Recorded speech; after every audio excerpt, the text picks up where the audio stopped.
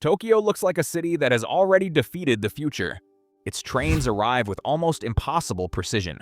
Millions of people move through its stations every day without the city collapsing into chaos. Crime is low, streets are clean, towers continue to rise, tourists keep coming. And beneath the neon, one of the largest urban economies on Earth keeps running with the discipline of a machine. But Tokyo has not defeated the future. It has only hidden the countdowns. One countdown is demographic, another is economic, a third is climatic, and the most dangerous one is buried beneath the city itself. Japan's government says there is roughly a 70% chance of a magnitude 7 class earthquake striking the Tokyo region within the next 30 years. No scientist can tell us whether it will happen tomorrow, after 2036, or not within our lifetime. But 2036 sits directly inside that window, so the real question is not whether Tokyo will look more futuristic in 10 years. The real question is this: by 2036, will Tokyo become the model for how humanity survives the 21st century? Or the most advanced city ever caught unprepared by forces it could not control?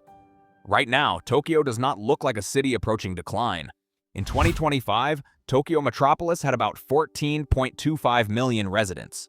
The wider metropolitan region had almost 37 million, roughly 30% of Japan's entire population. Tokyo produces close to 1/5 of the country's economic output, and it remains the center of Japanese finance, media, technology, government, and culture. Japan also welcomed a record 42.68 million international visitors in 2025. For many of them, Tokyo is the gateway. Shibuya Crossing, Shinjuku at midnight, silent temples surrounded by glass towers, convenience stores that seem more efficient than entire governments, and the city is rebuilding itself again. New districts are rising around major stations. The Haneda Airport Access Line is scheduled to open in fiscal 2032, cutting the journey from Tokyo Station to the airport to around 18 minutes. Tokyo is developing a city-scale digital twin, testing autonomous mobility, experimenting with cleaner energy systems, and turning parts of Tokyo Bay into a laboratory for the city of the 2050s. From the outside, the direction seems obvious: taller, faster, richer, smarter. But this is where the story reverses. Tokyo is growing not because Japan is growing. Tokyo is growing because the rest of Japan is shrinking. In the 2025 census, more than 90% of Japanese municipalities had lost population compared with 2020. Young adults continue to leave smaller cities and rural prefectures for the capital. Tokyo absorbs their ambition, their labor, and their spending. That keeps the trains full. But it also disguises the deepest weakness in the system. Tokyo is not only Japan's greatest magnet, it may also be Japan's demographic black hole. Tokyo's latest confirmed total fertility rate is just 0.96 children per woman, not 1.96. 0.96. That is less than half the level required to maintain a stable population without migration. Across Japan, only 671,236 babies were born in 2025, the lowest number on record. In the same year, deaths exceeded births by more than 918,000 people. Imagine a large city disappearing from the national population every year. For the moment, Tokyo can compensate by attracting people from elsewhere. But a magnet cannot pull forever from a country that is running out of young people. Tokyo's own government expects the city's population to peak around 2030 and then begin to decline. By 2036, Tokyo may still feel crowded. The platforms may still be full. The skyline may still be expanding, but the structure beneath the crowd will be different. There will be fewer children, fewer entry-level workers, more people over 65, and growing shortages in construction, logistics, restaurants, hospitals, and elder care.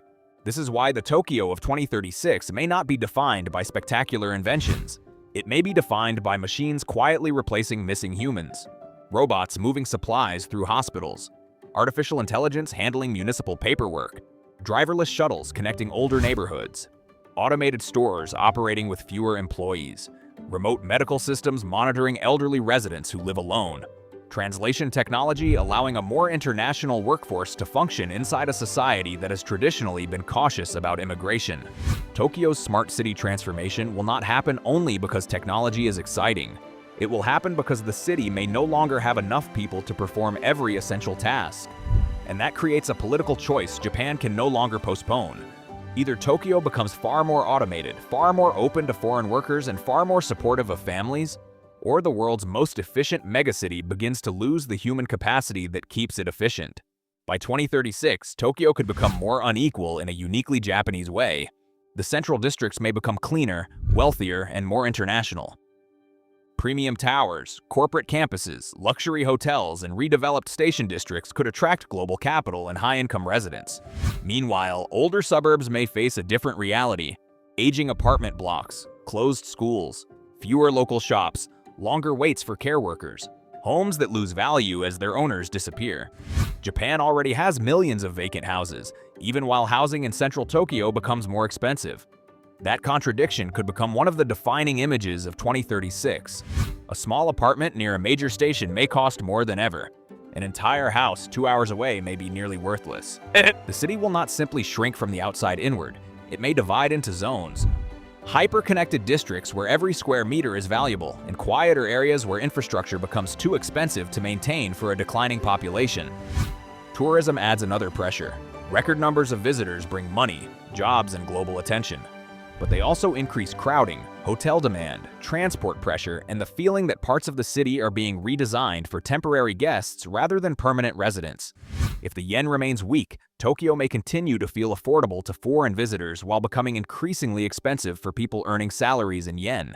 That is the danger behind the current boom.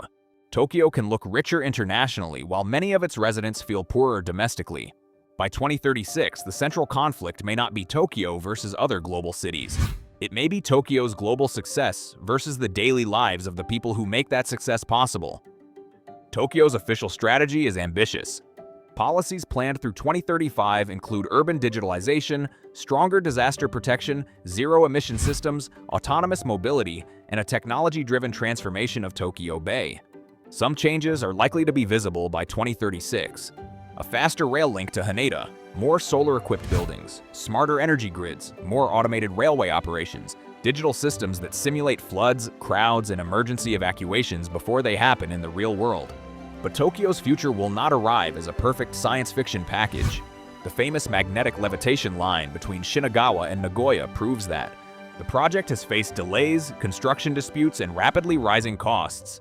JR Central has used 2035 in its financial calculations, but the company explicitly says that this is not a prediction of when the line will actually open. That matters, because Tokyo's greatest strength, its ability to engineer enormous systems, is colliding with a new age of labor shortages, inflation, political friction, and rising construction costs. By 2036, Tokyo may possess technologies that look decades ahead of other cities, and unfinished projects that reveal how difficult the future has become to build. But delays are not the greatest threat, because while Tokyo is redesigning the surface, the ground below it is still moving. In December 2025, Japan released updated damage estimates for a major earthquake directly beneath southern central Tokyo. In a severe winter evening scenario, around 18,000 people could die across the affected region. Roughly 400,000 buildings could be destroyed or burned. Economic damage could reach 82.6 trillion yen, more than $500 billion. The numbers are lower than earlier estimates because buildings have been strengthened and disaster planning has improved. That is the hopeful part. The terrifying part is that even one of the best prepared cities on Earth could still suffer losses on that scale. And the earthquake is only one layer of risk. Eastern Tokyo contains low-lying districts vulnerable to river flooding, storm surge, and extreme rain. Summers are becoming more dangerous as heat waves intensify.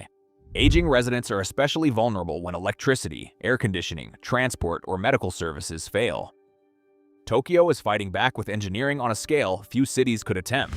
The Tokyo Resilience Project is a multi-trillion yen effort covering earthquakes, floods, volcanic ash, power failures, communications, and pandemics. Outside the center, the enormous metropolitan area outer underground discharge channel can move up to 200 cubic meters of water every second. Tokyo is building stronger walls, deeper tunnels, smarter warning systems, and more fire-resistant neighborhoods. But resilience has a paradox.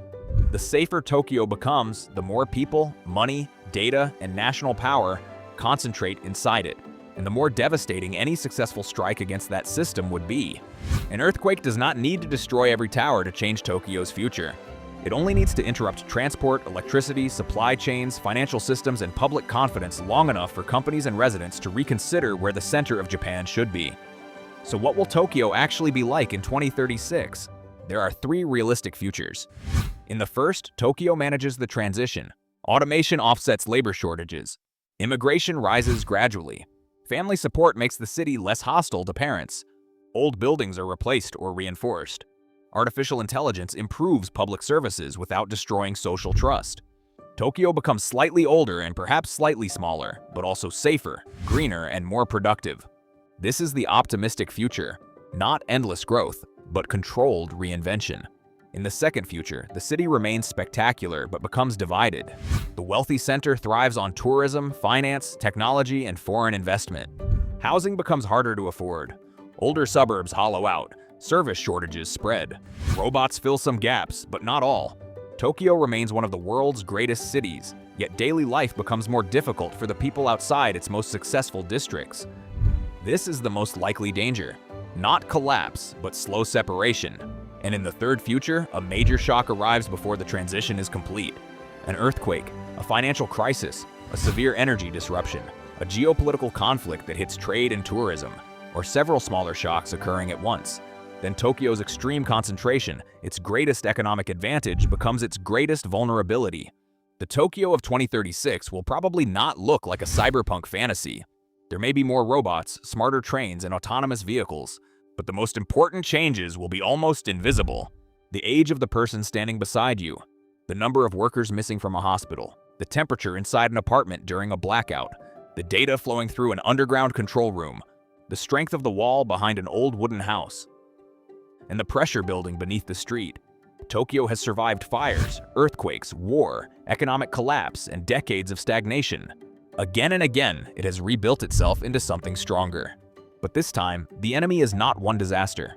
It is time itself, a shrinking population, an aging workforce, a changing climate, rising costs, and a geological clock that no engineer can stop. By 2036, Tokyo may prove that a city does not need to keep growing to remain great.